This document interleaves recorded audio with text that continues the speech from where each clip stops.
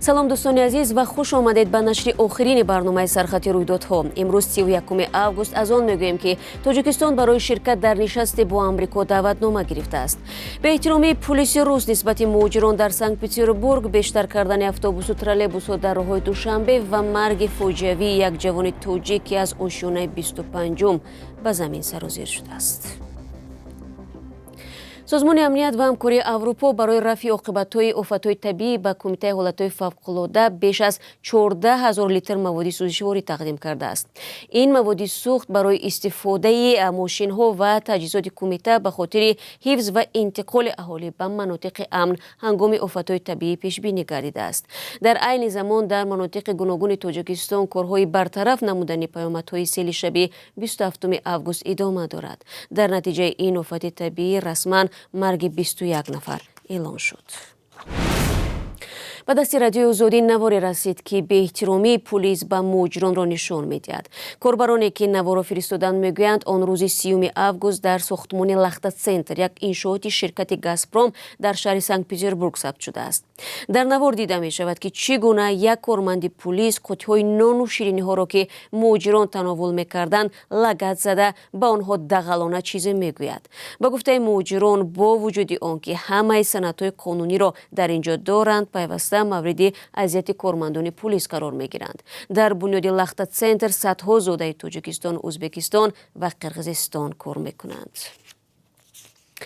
дар Москав як муҳоҷири тоҷик аз ошёнаи 25-уми сохтмоне ба замин афтодааст. мусоҳибони радиои озодӣ мегӯянд, сокини вилояти Хатлон ҳамагӣ 19 сол дошта дар ҷои ҳодиса ба ҳалокат расидааст. ба гуфтаи пайвандонаш, ӯ як сол боз дар сохтмонҳои Москав кор мекард. ҳоло наздикон барои интиқоли тобути ин ҷавон ба ватан аз афроди хайрхоҳ кӯмак хостанд.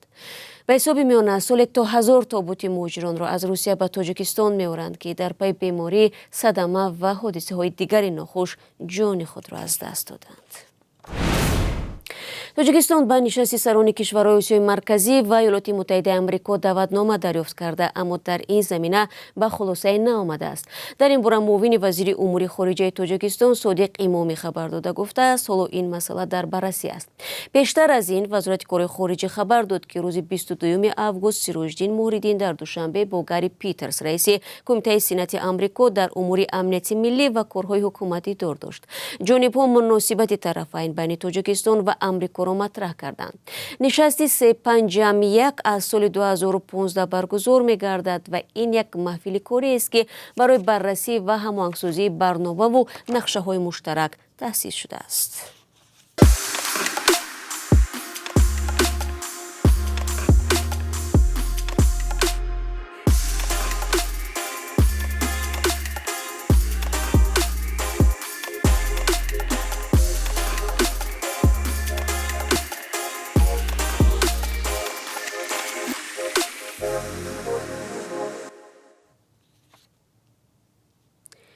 шумо сархати рӯйдодҳоро тамошо доред. дар натиҷаи суқути ду чархбол 6 сарбози украинӣ дар шарқи ин кишвар кушта шуданд. нашрияи Украинска правда рӯзи 30 август хабар дод, ки чархболҳои Ми-8 дар наздикии ҷабҳаи ҷанг дар шаҳри Краматорски вилояти Донецк рӯзи 29 август сарнагун гардиданд.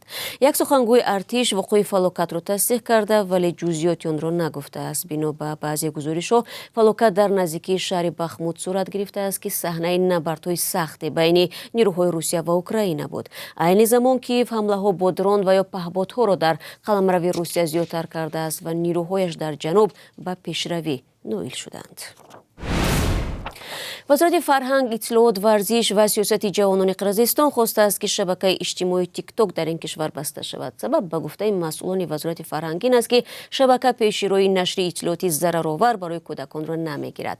мақомот гуфтанд, қарори бастани TikTok ба вазорати рушди рақамии Қирғизистон, ки масъули иҷрои он аст, фиристода шудааст. қаблан низ дар парлумони Қирғизистон борҳо пешниҳод шуда буд, ки TikTok баста шавад. дар Тоҷикистон ҳам аз шабакаи иҷтимоии TikTok даҳҳо ҳазор нафар истифода мебаранд ва овозхону баъзе аз блогерҳои шинохтаи тоҷик барои ҷалби тарафдор дар ин шабака саҳифа доранд. аз фарду шумораи троллейбусу автобусҳо дар роҳҳои душанбе 100 адад зиёд карда мешавад. Ба гуфтаи шаҳрдорӣ ин қарор дар робита ба афзоиши интиқоли мусофирон ба далели оғози соли таҳсил гирифта шудааст. феълан дар роҳҳои душанбе 350 автобусу троллейбус ҳаракат мекунад ва шумораи ин нақлиёти ҷамъиятӣ аз 1 сентябр ба 450 адад расонида мешавад.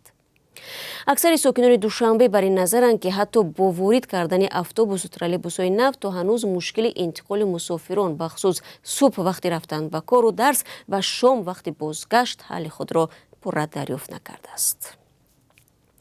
ва дӯстони меҳрубон, акнун таваҷҷӯҳ кунед ба нархи пули хориҷӣ дар Тоҷикистон ки аз сӯи Бонки миллӣ муқаррар мешавад. Имрӯз 1 август арзиши 1000 рубли русӣ 114 сомониву 10 дирам нишон дода шудааст ки нисбати дирӯз 20 дирам камтар аст.